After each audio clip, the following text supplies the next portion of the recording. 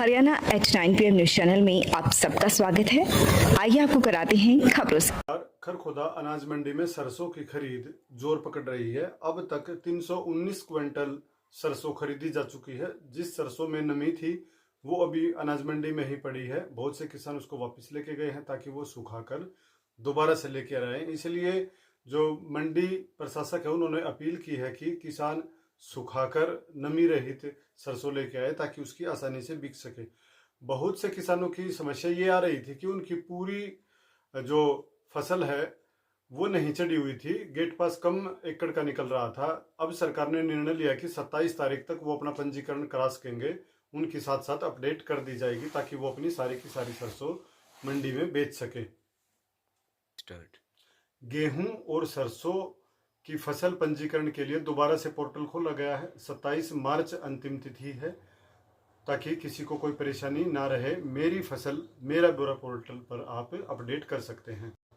नमस्कार। खरखोदा का चर्चित मर्डर केस दुकानदार बालकिशन उर्फ बाले मामले में पोस्टमार्टम की रिपोर्ट की बात करें तो सामने आया है कि सिर में गहरी चोट लगने के कारण उनकी हत्या की गई थी। हत्या किस कारण से की गई थी, किसने की है, ये अभी सामने नहीं आया है। इसके लिए पुलिस जांच में जुटी है। कई टीमें विभिन्न प्रदेशों में जा चुकी हैं और पूछताछ जारी है। खरखोदा में भी कई पंडितों से इस बारे में पूछताछ की जा चुकी है और पुलिस का अनुमान है कि आने वाले कुछ समय में जल्दी ही पूरे मामले का खुलासा कर दिया जाएगा। किसने हत्या की, क्यों की, क्या वजह रही और कैसे कैसे प्लानिंग की, ये सारी की सारी चीज़ें पुलिस बहुत जल्द बेनकाब करेगी। खरखोदा में आज शहीद दिवस जागृति स्थल पर धूमधाम से मनाया गया। इस मौके पर हवन यज्ञ किया गया और प्रसाद वितरित किया गया। शहीदों की याद में शहीदों पर पुष्पांजलि व फूल माला अर्पित की गई। इस मौके पर doctor Anil Dahiya, chairman Satendra Dahiya, एक्सियन Dharmveer Dahiya, master Kartar Singh, पीपली मंजीत, एक्स सरपंच मंडोरा, विनय गोपालपुर, करमपाल अनिल थाना कला गोपालपुर सहित सतीश थाना कला सहित खरखोदा के चेयरमैन हीरालाल भी उपस्थित रहे। तहसील के पीछे वार्ड 1 में रहने वाले सोनू जो हेयर सैलून का काम करता था, पिछले 2 दिन से लापता है, जिसकी शिकायत पुलिस को दी गई है। पुलिस फिलहाल मामले की जांच में जुटी है। शिकायतकर्ता उसके भाई मोनू ने पुलिस को बताया है कि पारिवारिक झगड़े के कारण वो लापता है, लेकिन अभी तक उसका कोई सुराग नहीं लगा है। वह टी शर्ट पहने हुए है और उसकी जो शिकायत दी गई है उसके बाद उसकी तलाश भी की गई है, लेकिन कहीं पर उसका पता अभी तक नहीं चला है।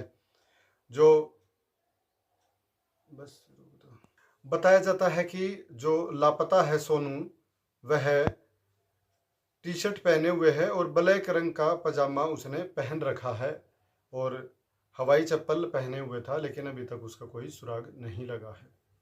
नमस्कार। खरखोदा के 28 गांव ऐसे सेलेक्ट किए गए हैं जिन गांव में अब पेयजल संबंधी संपूर्ण कार्य सरपंच की देखरेख में होगा।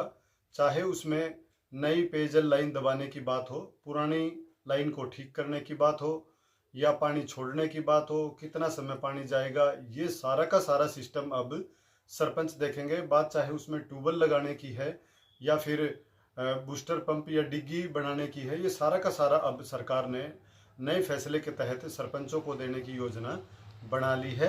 और इसी चरण में खरखोदा के 28 गांव सेलेक्ट किए गए हैं जिनके सरपंचों की मीटिंग जो एक्सियन है जन स्वास्थ्य विभाग के मोहम्मद आशिक, इन्होंने एक स्पेशल मीटिंग ली और जो खरखोदा एसडीओ हैं सुदेश कुमारी और सभी जेई को उसमें शामिल किया और निर्देश दिए हैं कि किसी भी सरपंच को कभी भी तकनीकी सहायता की जरूरत पड़ती है तो उनका इंजीनियरिंग विभाग हर संभव प्रयास करेगा और उन्हें तकनीकी सहायता उपलब्ध कराएगा। इसके अतिरिक्त जो भी कार्य होगा पेयजल लाइन से संबंधित, सारा का सारा बजट सरपंचों के खाते में डाला जाएगा। सरपंच उसी हिसाब से कार्य करेंगे जिस हिसाब से सरपंच गांव में अपने अन्य कार्य करते थे। इस बात को ध्यान में रखते हुए उन्होंने सभी जो इनकी बारीकियां थी, नियम थे, ये भी सरपंचों को समझाए हैं और कहा है कि हर गली में हर घर को पानी मिले ऐसी व्यवस्था भविष्य में करनी है ताकि कोई भी दिक्कत ना रहे। और इसके लिए जो ग्रांट है वो सीधे सरपंचों के खाते में जाएगी।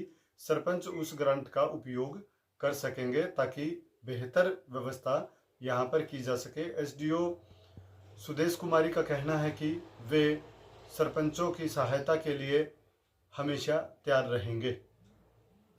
पहले चरण में जो गांव लिए गए हैं उनमें थाना कला, थाना खुर्द, तुर्कपुर, सिसाना, गड्डी सिसाना, सिलाना, सेरी, चोड़का, खांडा, गोरड, खेड़ी दैया, ककरोई, सैदपुर, रामपुर, कुंडल, सोटी, पीपली, खुरमपुर, जरोठी, बिदलान, फतेहपुर, कवाड़ी, जटोला, रोना, रोहट, पाई, गोपालपुर व बरोना गांव है। कई बड़े गांव इसमें शामिल कर लिए गए हैं ताकि वहां कोई दिक्कत ना रहे। इसके बाद भी सरपंचों से कहा गया है कि किसी को किसी भी तरह की कोई प्रॉब्लम आती है तो वो अधिकारियों से मिलकर उसे जल्द से जल्द सॉर्ट आउट करें और हर घर को पेयजल मिले ऐसी व्यवस्था की जाए।